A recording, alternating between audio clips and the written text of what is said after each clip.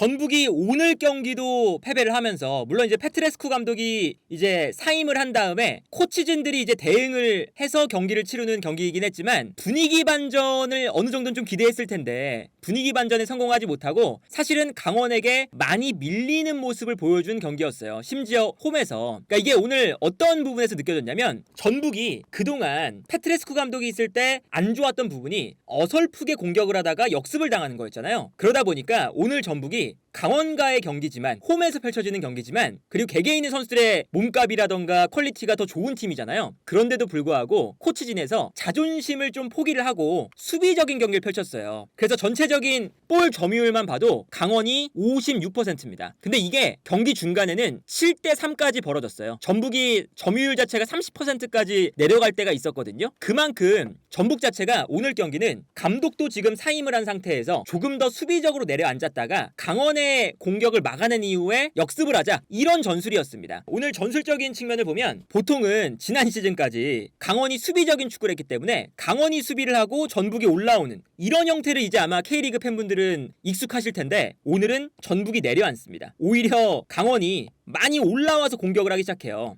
재밌는 게 뭐냐면 전북이 송민규나 비니시우스까지 다 내려갑니다. 모든 선수가 내려가서 두 줄 수비를 했고요. 여기에 더해서 강원 자체가 이제 볼을 많이 소유하다 보니까 강원이 가지고 있는 빌드업 체계에 맞춰서 전북이 수비 라인을 구성을 해요. 예를 들면 오늘 경기에서 오른쪽에 있는 황문기가 많이 올라갑니다. 그리고 웰링턴이 가운데로 들어와요. 그러다 보니까 정우재가 웰링턴을 따라서 가운데로 들어가면서 3백이 되고 황문기가 올라오니까 왼쪽 측면 공격수인 전병관이 내려가서 아예 5백을 만듭니다. 그리고 상황에 따라서는 양민혁이 가운데로 좀 들어왔을 때 윤성혁이 올라오면 전반전 중반에 이동준이 부상당하고 한교원이 나왔잖아요. 한교원까지 내려가서 6명까지 수비하는 경우도 있었어요. 그러니까 이거는 전북이 이렇게까지 수비를 하는 경기가 근 몇 년을 살펴봤을 때 없거든요. 당연히 전북의 이 개개인의 선수들의 몸값이라던가 개개인의 능력이 다른 팀들보다 보통은 뛰어날 때가 많아서 경기를 주도하고 공격적으로 했으면 했지 이렇게 내려앉아서 5명, 6명까지 수비를 내려서 경기를 하지는 않아요. 지금 전북이 얼마나 좋지 않은 건지 알 수가 있는 거죠. 여기서 이제 문제는 뭐냐면 내려앉은 수비를 전북이 잘 하느냐? 그거는 또 아니죠. 본인들이 이제 이 내려앉는 수비가 익숙한 수비가 아니잖아요. 그러다 보니까 오늘 이제 어떤 장면이 나오냐면 두 번째 골 장면이 좀 그랬거든요. 강원이 오른쪽 왼쪽 측면에 선수가 한 명씩 올라가 있으니까 전북이 왼쪽 오른쪽 측면 공격수들이 내려가 있어요. 그래서 수비 라인에 지금 벌써 1명, 2명, 3명, 4명, 5명, 6명 6백을 쓰고 있습니다. 정말 수비적이죠. 이제 본인들이 이제 앞쪽에서 압박을 못하겠으니까 뒤로 물러나요. 그러니까 강원이 답답해서 중앙 수비수인 강투지가 볼을 끌고 올라오기 시작해요. 수비수가 이렇게 올라올 수 있다는 건 전북의 수비 라인이 계속 내려가고 있다는 거예요. 그래서 강투지가 계속 볼을 끌고 올라오는데 여기서 이제 송민규 선수가 따라붙는 게 약간 늦었어요. 그러다 보니까 강투지 선수가 밀고 계속 들어갑니다. 근데 전북의 수비는 뒷걸음질을 쳐요. 그러다 보니까 강투지 선수가 박스 안까지 몰고 들어가서 득점을 만드는 원더골을 이제 만들어내는 모습이 나왔죠. 센터백이에요. 강투지 선수는 오른쪽 센터백으로 나왔던 강투지가 전북이 물러나기 때문에 올라갈 수 있는 공간이 나오고 그래서 편안하게 올라가서 득점을 만든다. 물론 이제 뭐 전북이 감독이 없는 상태에서 사실은 뭐 임시적으로 이제 나오는 경기이긴 하지만 실점 장면을 보면 전북이 얼마나 지금 팀이 안 좋은지 뒤로 물러나는 거잖아요. 본인들이 이제 강원에 약간은 밀리는 흐름이니까 뒤로 밀려나는 이유가 본인들이 얼마나 준비가 지금 안 돼 있고 강원이 지금 더 경기력이 좋고 더 압도적인 경기를 하니까 어쩔 수 없이 이제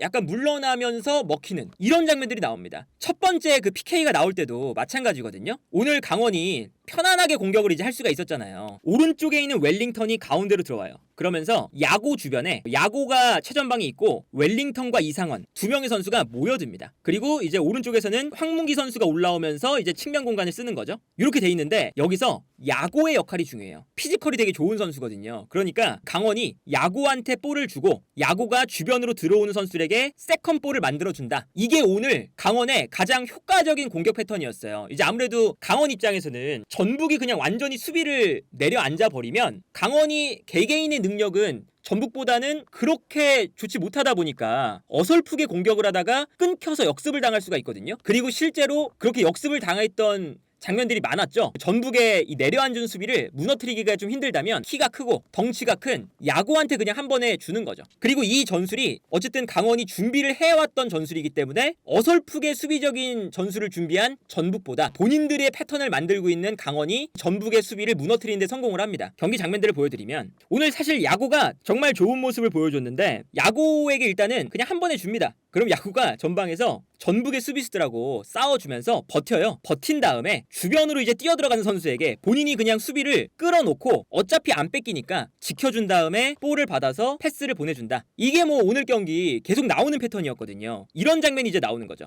야구가 전방으로 뛰어갈 때 강원은 뻥 차줍니다. 그럼 야구가 싸워주면서 자연스럽게 요 공간으로 떨어뜨려줘요. 그러면 떨어뜨려줄 때 주변에 있는 선수들이 이 움직임을 포착하고 뛰어가기 시작합니다. 이게 준비가 더 잘 돼 있죠. 그러다 보니까 전북의 수비수들이 달려드는 것보다 강원의 공격 자원들이 달려드는 속도가 더 빨랐어요. 그래서 여기서도 야구가 떨어뜨려주는 걸 달려들어오면서 세컨볼을 가져가고 세컨볼을 가져오니까 밀고 들어가면서 확실한 득점 찬스를 잡게 되는 걸 볼 수가 있었죠. 그래서 이제 PK 나오는 장면을 보면 이제 요 장면 보세요. 야구가 이제 뛰어들어가고 웰링턴이 이번에는 가운데로 들어갔어요. 이번에는 야구가 아니라 웰링턴이 볼을 떨어뜨려줬거든요. 야구라던가 그리고 오른쪽에 있었던 황문기 풀백이거든요. 황문기 선수가 풀백이지만 공격적으로 올라와 있다가 가운데로 뛰어들어가면서 이 세컨볼을 차지하기 위해 움직입니다. 그리고 여기서 세컨볼을 받아서 야구가 슈팅 그리고 뛰어들어오는 황문기가 정민기 골키퍼가 이 볼을 막으니까 세컨볼을 달려들면서 가져오려는 움직임을 가져가죠. 그리고 이 세컨볼을 가져오는 동작에서 정민기 골키퍼가 반칙을 범했죠. 그래서 이제 페널티킥으로 이제 득점을 하는 장면인데 이런 모습도 보면 확실히 얼마나 이 전북이 익숙하지 않은 수비 전형을 만들었다는 게 좀 느껴지는 거고 그리고 강원이 준비가 더 잘 된 팀이라는 것도 여기서 이제 느껴지는 거죠.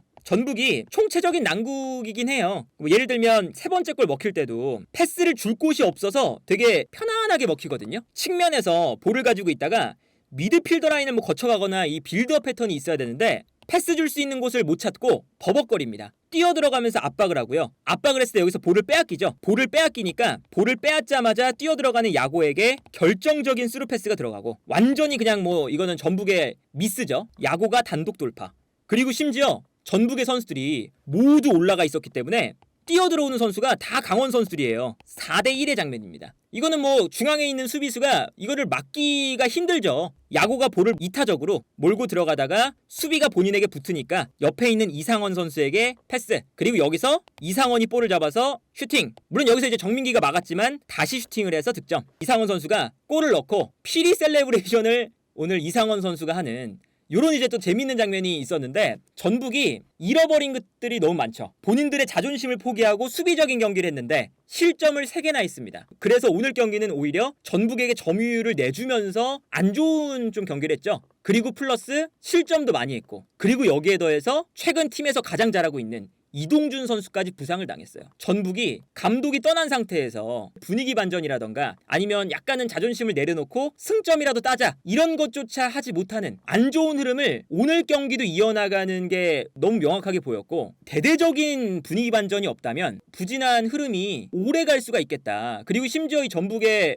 일정이 그렇게 좋지도 않아요. 다음 경기 일정이 광주입니다. 그리고 그 다음이 서울 원정이에요. 만만치 않죠? 이후에 있는 경기들도 일정 자체가 그렇게 좋은 편도 아니고 승점 3점 당연히 뭐 최하위로 꼴등에 지금 위치해 있는데 꼴등에서 벗어나기가 힘들 것 같다. 당분간은. 그리고 심지어 이 6경기 동안 3무 3패입니다. 승점 3점이 무승부 3번을 했기 때문에 승점 3점이에요. 2월 20일 포항 스틸러스전을 이후로 9경기 동안 승리가 없는 또 이제 아주 안 좋은 기록을 이어가게 됐어요. 최근 9경기에서 5무 4패거든요. 감독 또 문제였고 그리고 뭐 선수들도 약간 지난 경기는 의욕도 좀 없었고 그리고 뭐 프란트진도 약간 뭐 문제가 있는 거고 전체적으로 이 구단 자체가 긍정적인 부분을 지금은 찾을 수가 없을 정도로 매우 비관적인 흐름으로 가고 있다. 다만 이제 여기서 전북이 그래도 희망적인 건 전북의 이 선수 한 명 한 명이 국대급 선수들이 있잖아요. 어쨌든 뭐 송민규라던가 이동준이라던가 뭐 문선민이라던가 미드필더 라인의 박진섭, 이영재 선수도 K리그에서는 상위권 미드필더에 속하고 그렇기 때문에 분명히 반등할 수 있는 기회는 제대로 재정비만 하면 분명히 온다. 팀의 방향성이라던가 전술적인 부분이 부족하면 좋은 선수들을 가지고도 이렇게까지 떨어질 수 있다는 걸 보여주고 있기 때문에 오늘 경기는 사실은 뭐 전술적인 측면을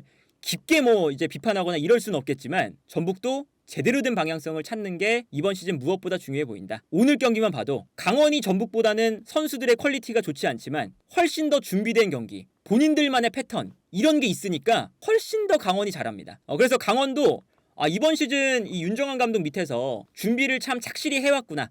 그리고 지금 최근에 2연승이거든요. 그리고 이상원 선수가 벌써 7골이에요. 정말 득점을 계속 이제 이어나가고 있기 때문에 강원도 이번 시즌에 좀 기대해 볼 만한 그런 느낌이 지금 들기 시작했고요. 그래서 어쨌든 전북이 오늘 경기도 승리를 못 가져가면서 최악의 흐름으로 지금 흘러가고 있다.